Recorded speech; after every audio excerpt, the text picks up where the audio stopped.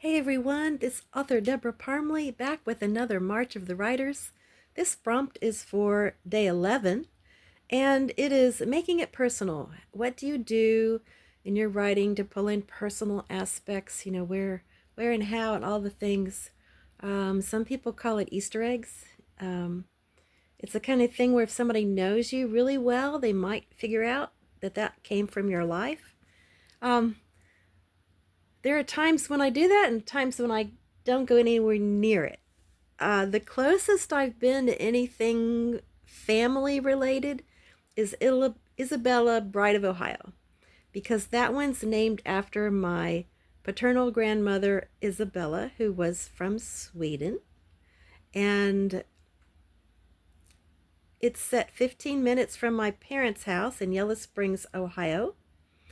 And I put some Swedish phrases in there, and I tried to write the kind of story that if she were alive, she might enjoy reading. So there's romance, there's danger for the heroine, a little bit of action, and it's not a dull story, it's an exciting story. So when I was invited to write in that series, which is a 50-book series, at one book for each of the U.S. states, I said I'll do it only if I can have Ohio, because I fully intended to dedicate the book to my grandmother, put those things in.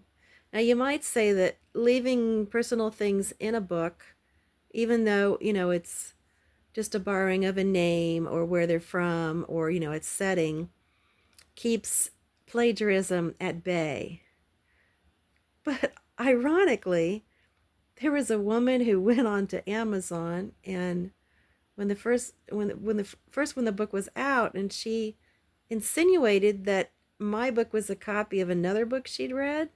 And I sat there reading this thinking, what in the world, of all my books to decide to attack me with, you picked the one most connected to my family. With most people don't even know where Yellow Springs, Ohio is. I'm like, really? This is crazy. I didn't respond to it. There were quite a few author friends and readers who went on there and said, absolutely not, no way, you're crazy. And so, but the whole thing was just bizarre. I thought, if you'd think if someone wants to accuse you of something you haven't done, because of course, clearly I'd never plagiarized, you'd pick the thing that's least connected to their family, because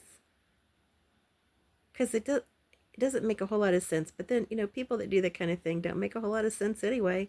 So I don't think putting personal things in there will prevent someone from accusing you of plagiarizing, or from plagiarizing for that matter. People that are going to steal, they're going to steal, whether it's a pirated book or anything else. But let's see. How do I make it personal? I have a poetry collection that has a lot of personal in it. It's my first one. My second poetry collection has some personal, some not. A lot of it has, because it's dancers, and I danced and performed and taught, was in a troupe. It's about women, and so I pulled from here and there, women I've known, things they've experienced, things they've said, things I've seen. So in that way, it's personal, and yet it's not me. That particular poem is not me, the dancer. It's the imagine dancer pulling in the just life experiences of being a dancer and learning what I've learned. So that's with my poetry. I think a lot of times poetry can be very personal, but if you can make it universal, you reach more readers with anything you write. So let's see, anything else? Sometimes I am inspired and things will come in.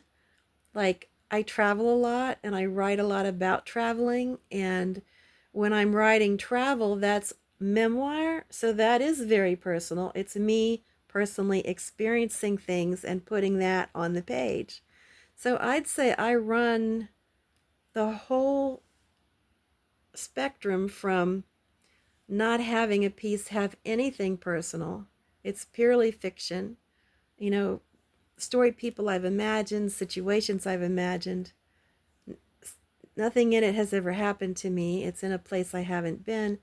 I've written from that end to all the way to this is where I've traveled. This is what we did. This is what I saw. This is very, very much in my memories, and memoir is like that. So I think a lot of it depends on what you're writing, and of course that will affect.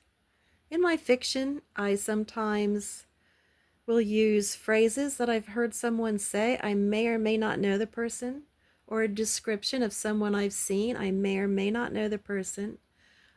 If I am writing and I know the person, I will not use their name. I will change something about their appearance. So it'll be generally based on that person, but there's no way someone could look at the story person and say, oh, that's Jimmy, you know. Well, no, because Jimmy's like a foot and a half shorter and skinny, whereas this character is tall and he works out, he's fit, and he's rich, but Jimmy is not. I mean, I've switched the things, but what I haven't switched is what he said or how he behaved or something he did. If I go the opposite way and I use someone's appearance, then I won't connect what they say or do with it. So you see what I say? I make sure that I'm not putting real people in these stories. It's not memoir, so I don't need to.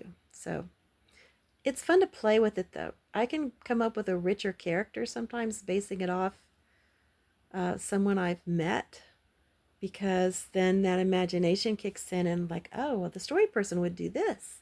Then they do that. And that's fun to play with. So making it personal. Sometimes yes, sometimes no. How about you? When you write, do you make things personal? Have a beautiful day.